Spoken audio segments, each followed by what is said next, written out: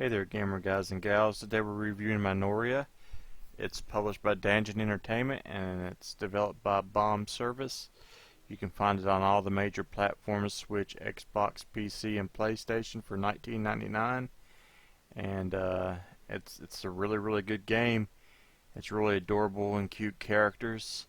You play as Samilia and Fran. They're missionary nuns for the Sacred Office, and that's an organization that's out to purify and destroy all the witches. Anyone that has a different agenda or take parts in ceremonies that the church doesn't agree with. So your main objective is to go out here and to clear Ramsia of all the witches that's there, and it's really fun doing so because the attacks and the controls in this game are really smooth and fun to use.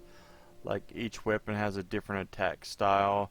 You can learn different attacks, like a charged attack or a double jump attack.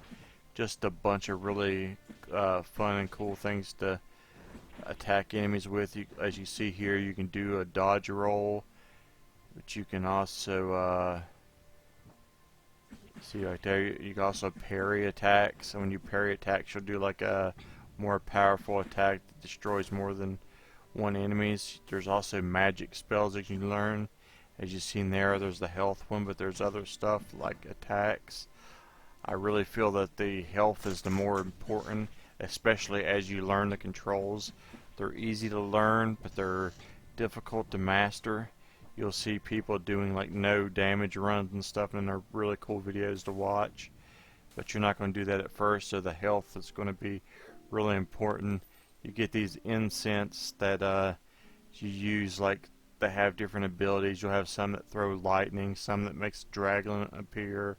You'll have some that are just like perks, like take 20% less damage or gain portion of health back over a certain amount of time.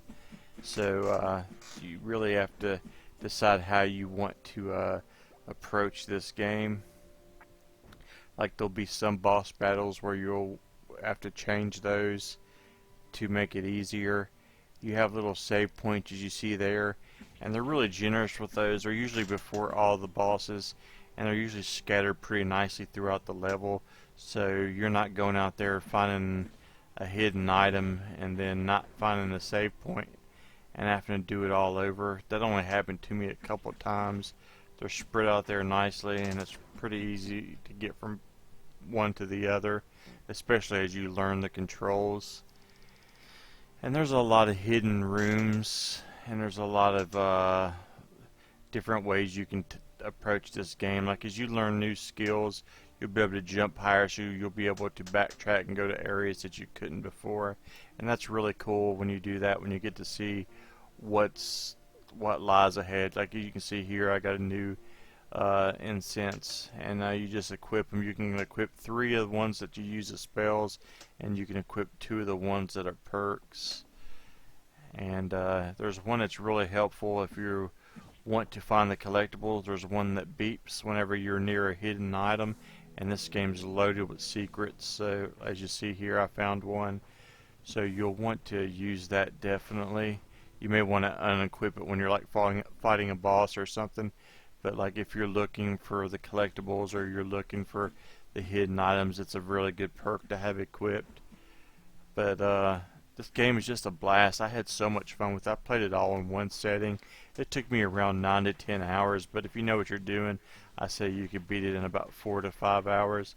And it's one of those games you're going to play over and over, like speedrunners or people that like to do no damage runs.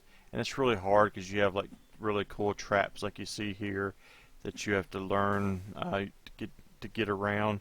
My favorite thing about the game, though, I would have to say is probably the bosses, even though I love everything else about it too. I love the art, I love the combat, I loved all the characters and the enemies.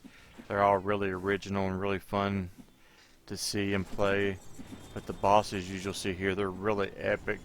They're really hard bosses that it may take you a couple tries to learn how to attack, and